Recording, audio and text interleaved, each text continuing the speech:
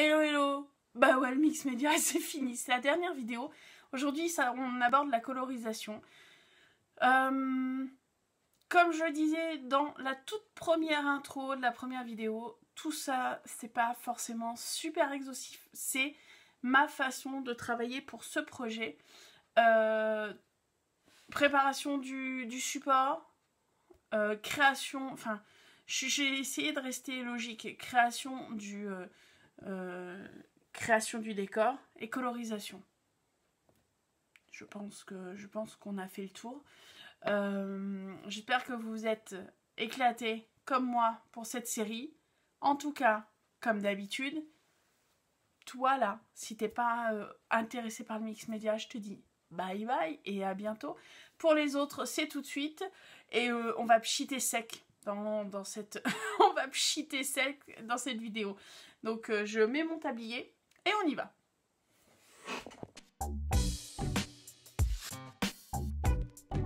Le troisième volet mix média. On en était là. Désolée pour la lumière, hein. C'est un peu compliqué là. Donc on en était là. Ok. Mais le but du jeu, ça va être de repasser une couche de gesso rapide sur... parce que ça fait bien, je dois vous l'avouer, ça fait bien 2 semaines qu'il est de côté. Donc je vais repasser une couche de gesso rapide que je vais laisser sécher. Ça, j'ai pas besoin de vous le montrer en vidéo. Et après, ben, on va commencer à jouer. Donc, le but du jeu, ça va être... Déjà, je vais travailler sur des couleurs violets. Du plus sombre vers le plus clair. Donc, je vous parle de violet, mais je vais utiliser déjà du noir. Un spray noir pour vraiment que le sombre, le contour soit vraiment très sombre. Mais après, je vais jouer avec ce genre de choses. Hop. Donc, ces peintures-ci qui sont un peu irisées. Celle-ci que j'avais trouvée à Lidl l'année dernière, qui est violet métallisé. Et un spray très clair. Ça, c'est des sprays que j'ai trouvé il n'y a pas si longtemps que ça chez Action. Je ne savais même pas qu'ils avaient sorti de nouveaux sprays. Et quand je suis passée, je fais « Oh, des sprays !» Donc, mais du coup, ben, bref, j'ai pris. Donc, ben, je passe au gesso. Et ben, ça, je vais ne pas vous la montrer. Et nous, on se retrouve tout de suite à la partie on applique la couleur.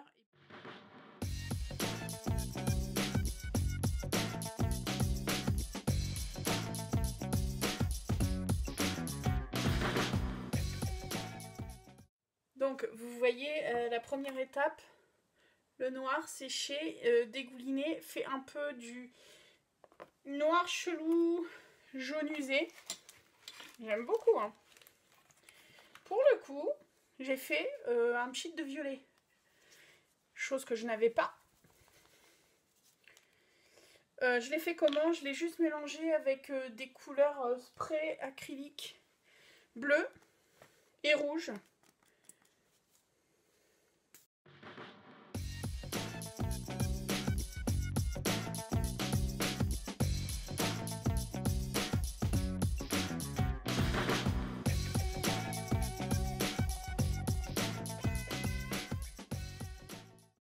Bon, on continue. Je vais remettre un petit peu de violet, mais très léger, sur le 3, sur les rouages.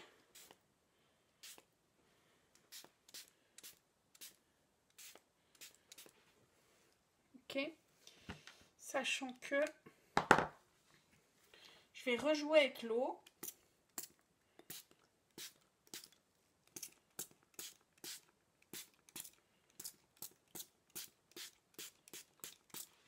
Et je vais jouer avec les coulures, bien évidemment. Alors pour le coup,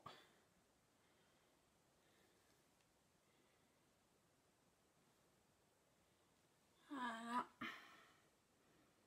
Je vais venir estomper un peu pour le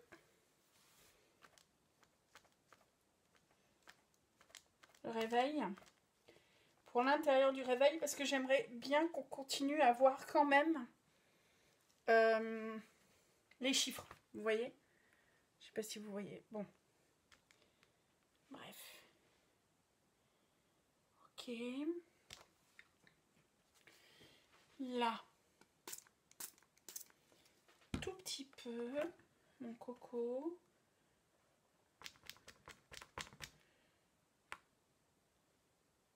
Voilà.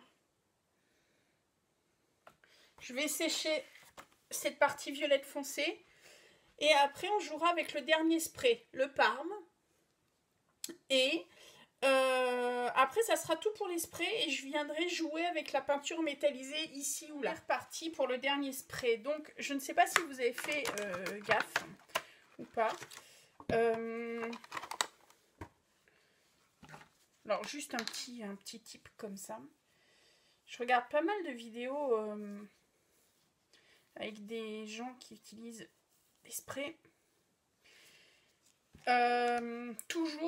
Toujours essuyer l'embout. Toujours. Pour pas qu'il s'incruste, pour pas que le petit embout sèche et que ça soit compliqué d'avoir un jet correct. Donc, pourquoi j'ai séché les pchites? J'ai du mal à parler. Au heat gun, parce que vous voyez, je voulais donner cet aspect usé, cet aspect un peu oxydé. Quand on laisse sécher à l'air libre, on n'a pas forcément ces affaires de texture avec les sprays. Bref. Dernier spray, le violet. Alors, je sais pas ce qu'il donne du tout. Je ne l'ai pas testé. Ça, c'est un truc qu'il faut jamais faire. Ne pas tester les choses. Ah ouais, il fait très violet pour le coup. Oh, ben, on va y aller très doucement.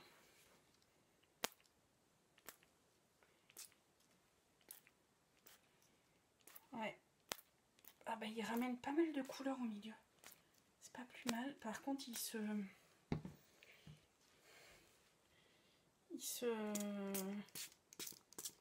est assez pâteux. Hein. Hop. Pareil, on va diminuer à l'intérieur. Je voudrais qu'on voit au moins un petit peu de chiffres. Là, ça commence à être compliqué. Ouais, il est vraiment très très pâteux ce spray-ci. Donc, on va y aller par touche.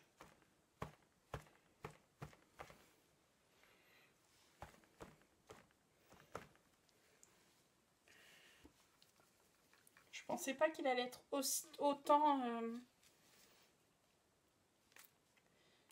pâteux. Et vous allez me dire, ça fait rien, ça donne vraiment un style. Ouais. Bon, là, j'en ai mis un peu trop, je pense.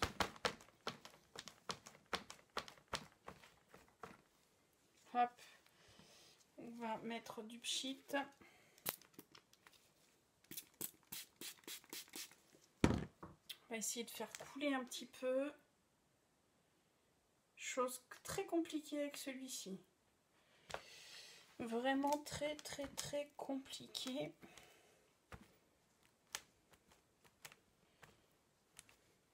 Voilà. C'est pas mal. Je vais remettre un poil de violet là. Pour le coup, c'était un peu trop clair. Et on va faire couler un petit peu ce violet. Qui reprenne un peu sa place. Ouais, c'est pas mal. Je me demande si je ne mettrais pas un petit peu de violet. Non. Si. Juste là. Ouais, mais j'en ai mis trop, bien évidemment. Sinon, ça serait plus facile.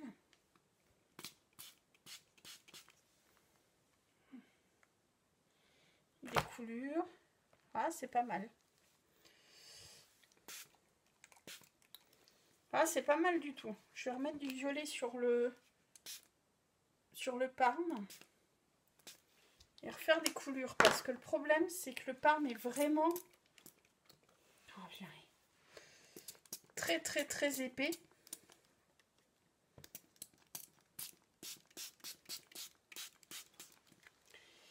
Et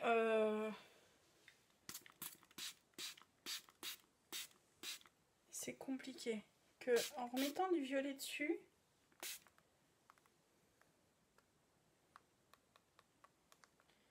c'est pas mal du tout. Bon, on va arrêter là pour le coup.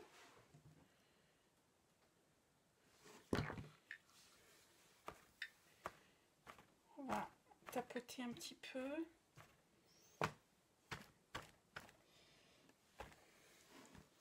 On va remettre un coup de pomme.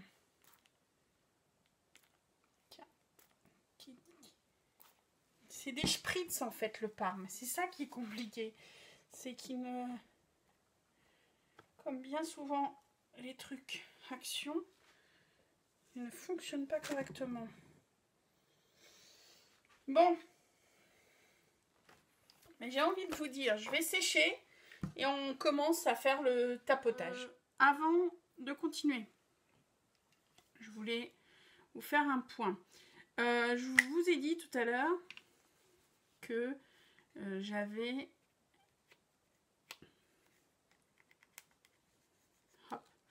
Pardon. Que j'avais fait du violet. Parce que je n'ai pas de pchit violet.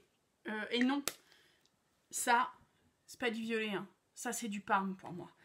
Je suis une grande amatrice de violet. Pas forcément très fan du mauve. Encore moins du parme. Ceci étant dit, le violet, j'ai pas de pchit.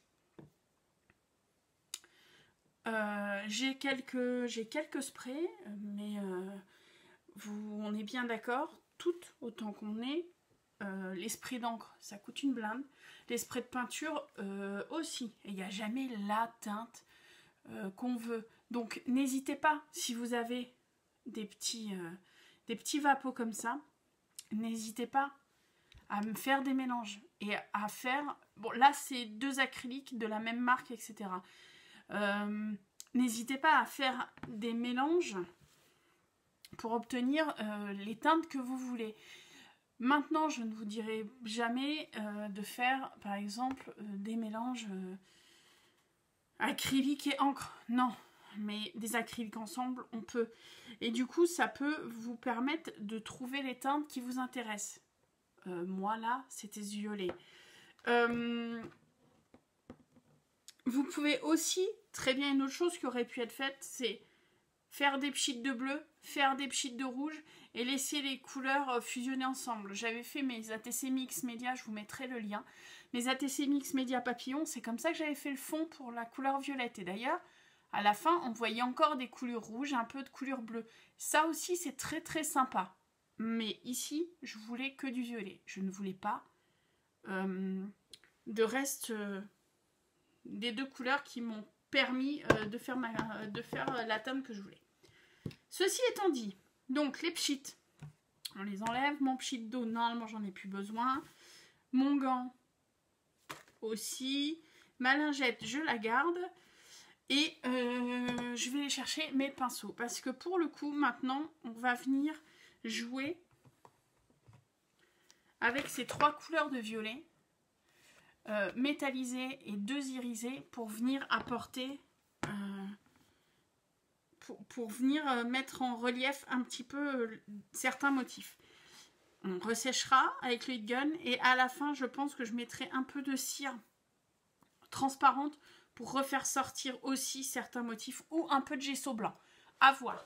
Donc je vais repartir sur les teintes les plus claires, les plus foncées au plus clair. Pareil, je reviens en concentrique. Je vais vous montrer les 3 couleurs que je veux travailler. Hop, hop, hop.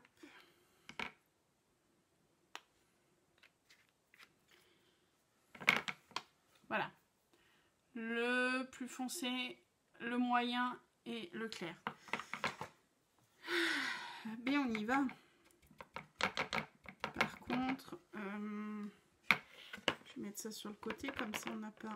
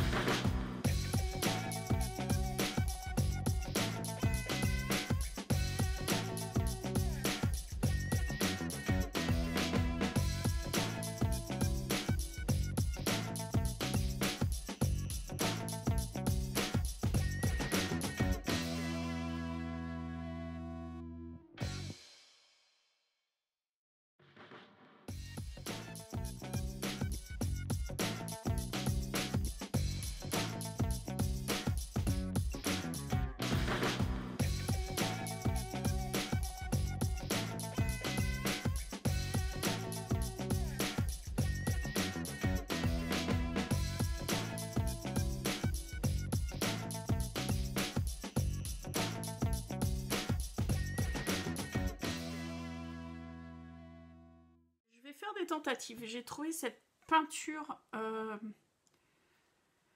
métallisée chez Action. Elle est grise.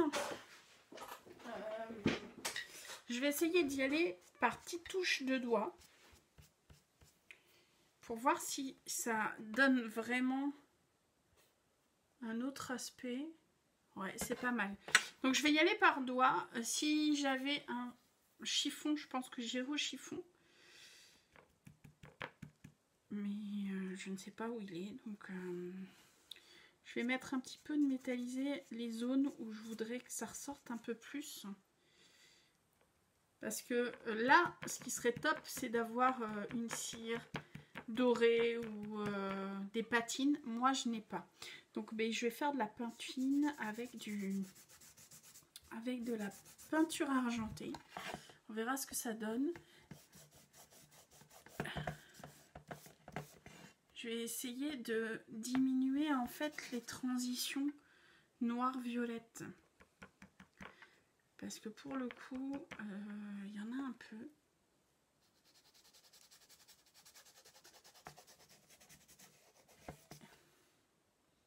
Ça la rend pas mal du tout. Je vais faire ressortir quelques chiffres.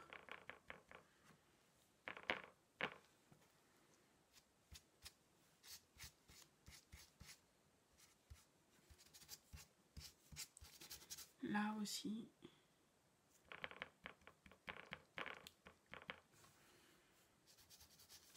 En fait, tout est question de juger en fait. Une fois que j'aurai fini de travailler ce gris,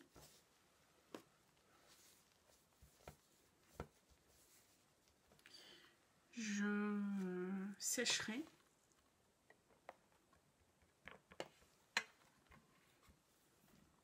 Alors,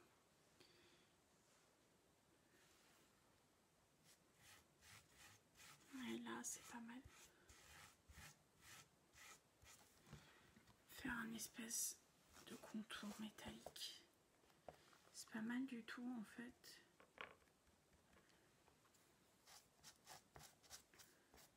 Je vais en mettre aussi bien évidemment sur le réveil pour le faire ressortir encore un peu plus et avoir ce côté métallique encore plus présent. Et ça va peut-être aussi un peu, je pense, casser le côté très violet du réveil en fait. Espèce de gris patiné. Ah, c'est franchement, c'est vraiment sympa. Du coup, ça réduit un peu, ça fait toujours un halo. Je suis désolée, j'essaie de vous trouver la lumière. Mais ça réduit un peu la séparation très brusque. Vous voyez? Ça fait vraiment très sympa cette peinture métallique d'Action. J'ai hâte de l'utiliser pour le pouring. Vous l'aurez compris maintenant, hein, toutes les peintures qu'on achète, c'est essentiellement pour le pouring. Et du coup, quand je peux les utiliser un petit peu en version, comment dire, en version création, je saute dessus. Voilà. Ça donne vraiment un côté métallisé que j'avais pas forcément avant sur la création. Je suis vraiment contente. Je vais en mettre un petit peu ici. Sur ce là. J'ai envie de garder ce noir aussi. Hein. J'ai envie de garder ce noir. Mais j'ai envie...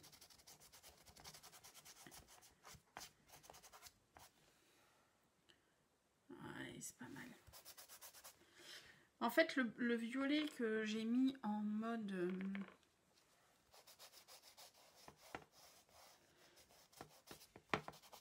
le premier violet que j'ai mis, il répond pas. Alors pourtant, c'est du... c'est de l'irisé, hein, mais il répond pas forcément super. Alors peut-être aussi parce que... Ah mais non, le premier, il n'est pas irisé du tout. Je dis des bêtises.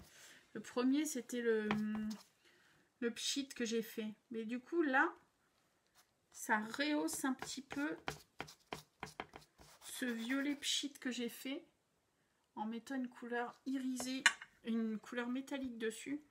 Je trouve que c'est pas mal du tout.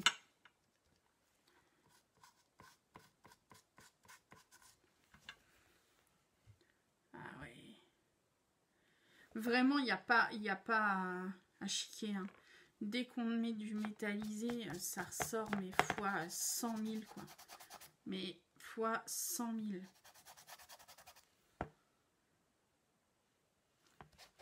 Je me demande si c'est suffisant ou pas. Je pense que c'est ça le gros problème du mix média, d'en mettre trop. Et il faut réussir à s'arrêter à temps. Bon, ben je vais... J'aime beaucoup. Je vais sécher tout ça. Je vais sécher tout ça. Et je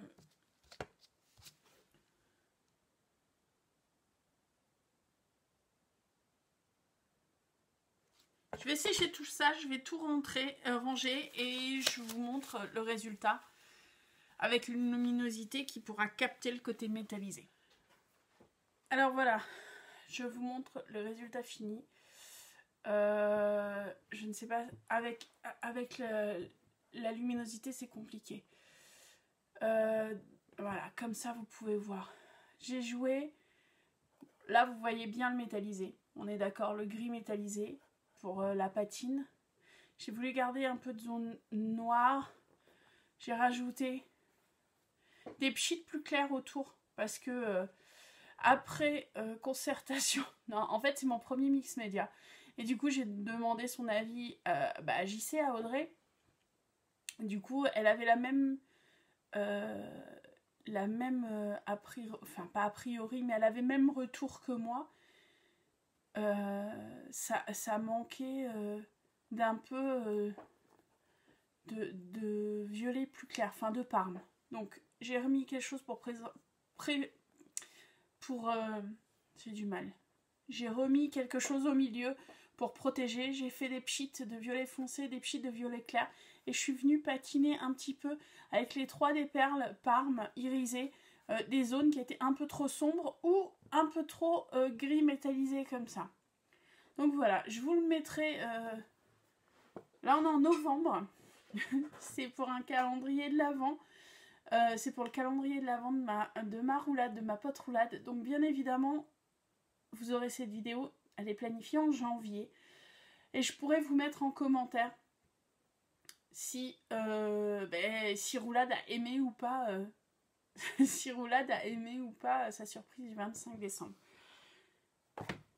Pour tout vous dire, ce mix média a créé un monstre parce que je me suis éclatée et du coup je suis sur 2 autres projets mix média. Ouais, je sais. Je ne vais plus arrêter de faire du mix média. En attendant, vous avez vu, j'ai mis mon beau tablier, donc mix média, je vais continuer. Je vais travailler ce que Steph m'avait envoyé pour mon anniversaire. Steph post-scrap. Donc en attendant, je vous dis mais à bientôt. Scrapez bien, prenez soin de vous et que 2020 soit bénéfique créativement parlant pour vous, pour moi aussi, mais pour vous surtout. À bientôt.